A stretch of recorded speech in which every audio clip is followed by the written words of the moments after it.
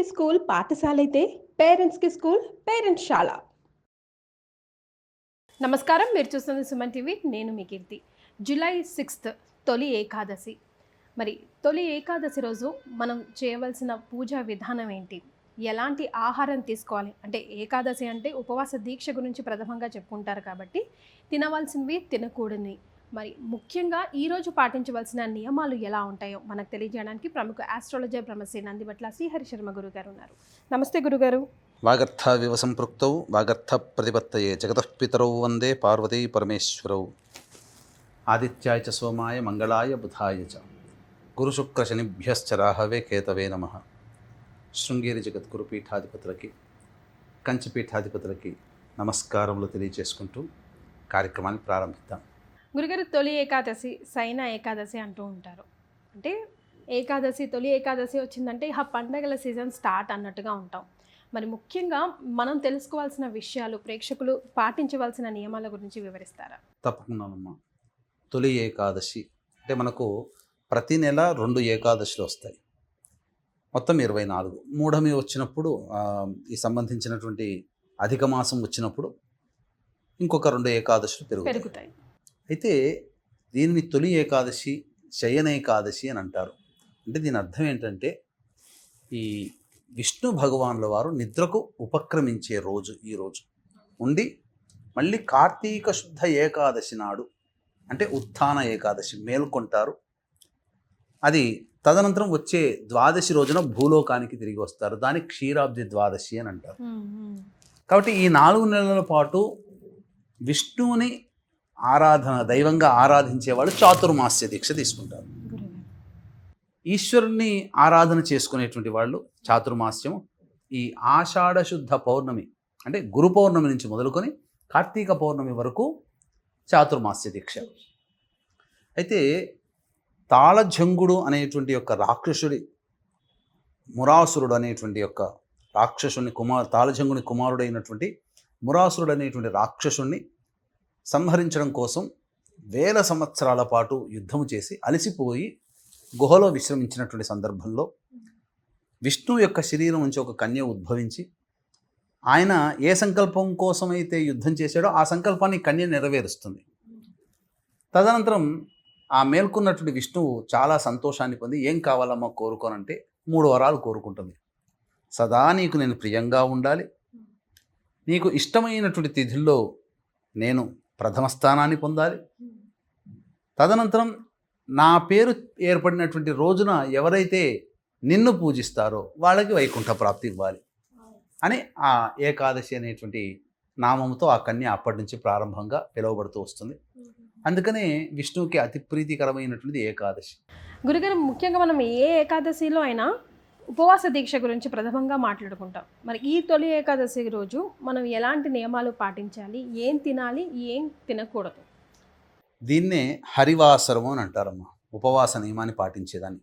అందుకని ఏకాదశి 6వ తారీఖు కదా, ముందు దశమి రోజు అనగా శనివారం నుంచే ఉపవాసం నియమాన్ని పాటించాలి.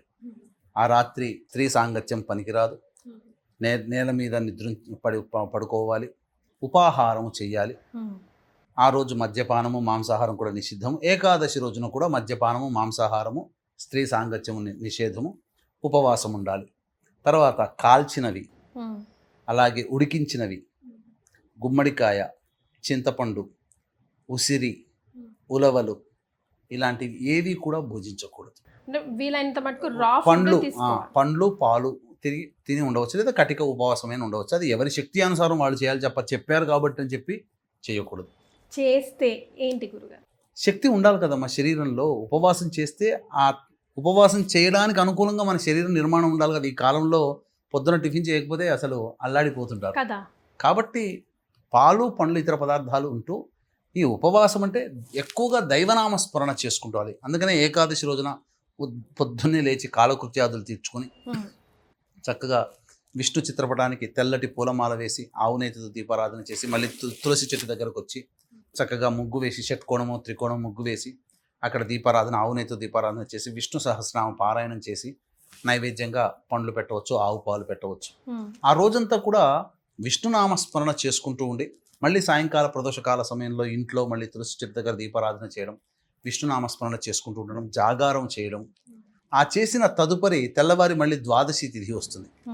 ఆ ద్వాదశి తిథి రోజున మళ్ళీ కాలకృత్యాదులన్నీ తీర్చుకున్న తర్వాత ఇంట్లో తులసి చెట్టు దగ్గర దీపారాధన చేసి అప్పుడు దేవాలయానికి చేరుకుని అర్చన అభిషేకాదులు జరిపించుకొని వీలైతే అర్చనకు చేసుకోవచ్చు, లేదా విష్ణువుని సంబంధించి నమస్కారం చేసుకొని దర్శించుకొని ఇంటికి వచ్చి ఇంట్లో పదార్థాలు వండి ఎవరికైనా అతిథి అభ్యాగతులకి ఆ సంబంధించినటువంటి భోజనాన్ని వారికి అతిథిగా వాళ్ళని సేవ చేసి అన్నీ వడ్డించి భోజనములు తాంబూలాదులు ఇచ్చి తదనంతరం దంపతులు కనుక భోజనం చేస్తే ఎంతో పుణ్యమమ్మ.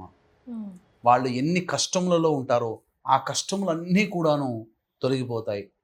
అందుకనే దశమి రోజు నుంచే ప్రారంభించాలి. కాబట్టి వీక్షించేటువంటి ప్రేక్షకులు కూడా ఈ దశమి తిథి రోజున జాతకరీత్యా ఉన్నటువంటి విద్య, వివాహ, ఉద్యోగ, దాంపత్య, అనారోగ్య సమస్యల నివారణకి మరియు మేష, మిథున, కర్కాటక, సింహ, కన్య, వృశ్చిక, ధనసు, కుంభ, మీన రాశిలో జన్మించిన వారికి శనిదోష పరిహారార్థమై వారాహి నవరాత్రుల సందర్భంగా 5వ తేదీన 9 వారాహి దేవతల యొక్క హోమాది కార్యక్రమాలు మరియు శనిదోష నివారణ పూజల హోమాలు జరిపించి శక్తిపాతము చేయబడినటువంటి శంకరంగులి మాలని ఇవ్వడం జరుగుతుంది.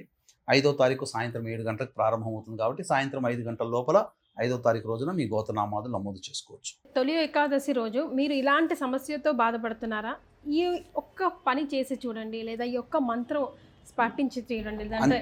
అంతేకాకుండానమ్మా, ఈ తొలి ఏకాదశి రోజున సూర్య భగవానుడు ఈ ఉత్తరం నుంచి దక్షిణ దేశం వైపు మడుతూ ఉంటుంటాడు. దక్షిణ దిశ, అందుకే దక్షిణాయనం కూడా ప్రారంభమవుతుంది. అది సో ఈ తొలి ఏకాదశి రోజు ఈ ఒక్క మంత్రం కానీ, మీ ఏ సమస్యలున్నా లేకపోతే ఈ ఒక్క పని కానీ చేసి చూడండి, మీ జీవితమే కొంచెం ఖచ్చితంగా ఈ విష్ణు దేవతానుగ్రహం వల్ల మారుతుందమ్మా. తప్పకుండా సంకటాలు, కష్టములు, దోషములు చాలా మటుకు నివారణ అవుతాయి. అన్నిటికంటే ముఖ్యంగా ఉపవాసం ఉండడం వల్ల కూడా మనకు సైంటిస్టులు చెప్పింది ఏముంది, డిటాక్సిఫై అయిపోతుంది. ఉపవాసం ఉండి విష్ణు సహస్రనామాలు పఠిస్తే గనుక ఎంతో శక్తి కూడా ఆటోమేటిక్గా వస్తుంది. అందులో జాగరణ కూడా మీరు చేయాలంటున్నారు. కాబట్టి మెయిన్గా strength, body and mind, soul కంట్రోల్లో ఉండి మనకు ఒకలాంటి స్ట్రెంగ్త్, ఒకలాంటి పవర్ మనల్ని డ్రైవ్ చేస్తూ ఉంటుంది కదా గురుగారు. వాస్తవం అమ్మ. అంతేకాకుండా పదార్థం కనుక భుజించినట్లయితే ఆ పదార్థంలో కలిదోషం ఉంటుంది. ఏకాదశి రోజున భుజించేటువంటి పదార్థంలో కలిదోషం ఉంటుంది. అందుకనే భోజనములు అనేటువంటివి ఆ ఏకాదశి రోజున స్వీకరించకూడదని శాస్త్ర నియమం అనేటువంటిది పెట్టింది. అందులో పర్టికులర్గా కొన్ని ఐటమ్స్ కూడా మీరు చెప్పారు. అవును, ఇవన్నీ ఏంటంటే ఇది ఒంట్లో ఈ కామ ప్రకోపాలని పెంపొందించేటువంటిది. అందుకనే అవి వద్దన్నారు.